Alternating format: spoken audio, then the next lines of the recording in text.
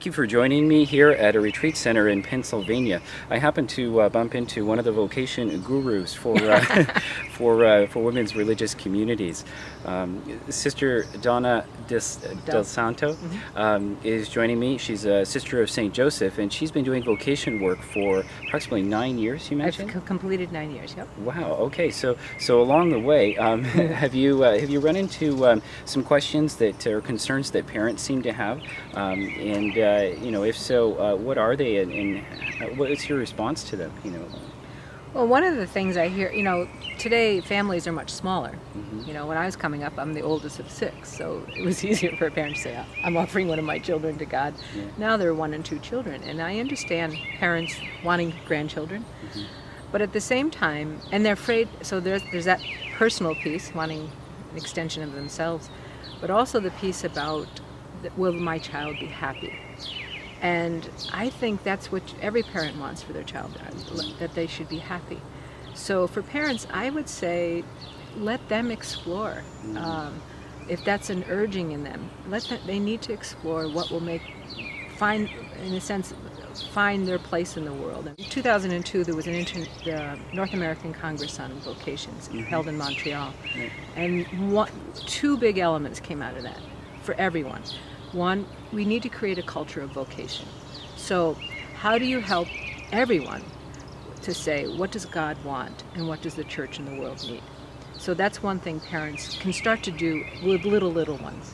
The second thing was a preferential option for the young.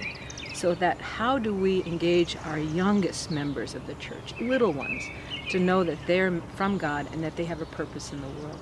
So if we start that very young, then parents, really, you are the vocation directors. I use a line, how did you make God, we're incarnational people, how did you make God look good today? By how you were in the world. Or how did you not make God look so good? I have a godson who's probably about your age, and he has a 5-year-old and a 3-year-old, and I asked him, could you introduce this into your conversation? And the 5-year-old picked it up right away. So how, as parents, how do we, and godparents, grandparents, mentors, how do we help young people? How do you make God look good today? Can you give me an example of how a parent might do that? Oh, at the dinner table. You're talking about your day. What happened today? How did you experience God in your day? Where did you see God? How did you express God's presence? The trick is, though, the parent has to answer the same question. So it's not just of your children, it's you modeling that for your children. Okay. And the other thing, and we were talking about it last night, I didn't know I had a call to religious life, but I also never heard my parents talk about their call to married life and parenthood. So to begin to even talk about your vocation as a married person, as a parent, so that they can see that it's it's not just a feeling, it's about a decision, and that it keeps evolving. Okay. And as parents have questions and they're going to, maybe different places or not, what would you recommend? Like, where should they take those questions and that investigation? What could they do? Well, I know there's 5 points from the Continental Congress that I encourage. One is to pray. Prayer is important.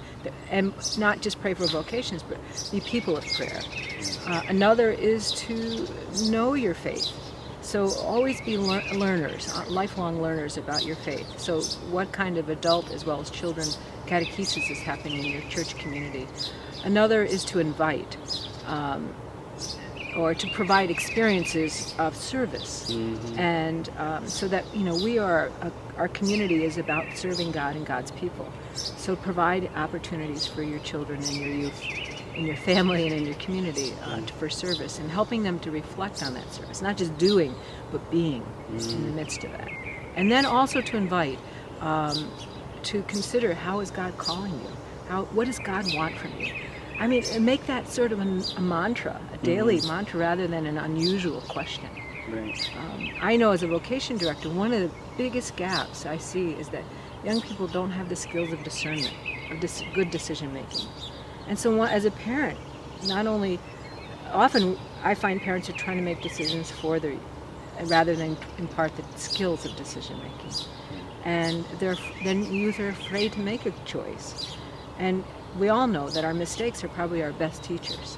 So to be in the background and give them some of the skills, not for any life choice, but include that choice of religious life, include the choice to serve God and the church in some fashion. Okay. Is there any more advice you'd like to give to parents or young people discerning their vocation? Don't be afraid. And, God calls each of us, and I think that's an important piece to remember. And you parents are really the vocation directors. I, as a vocation director, only support your guidance. And just pray for God's desire for you. When God's desire meets our desire, it's a wonderful place to meet. Nice. And our heart's deepest desire. Mm-hmm. So. Well, thank you so much for doing this interview, Sister Yeah. Donna. I really appreciate the advice that you've given us, and I wish you well as you continue in this great ministry. It's a great ministry. I love it. I love engaging young people and their families, and I couldn't ask for anything more fun.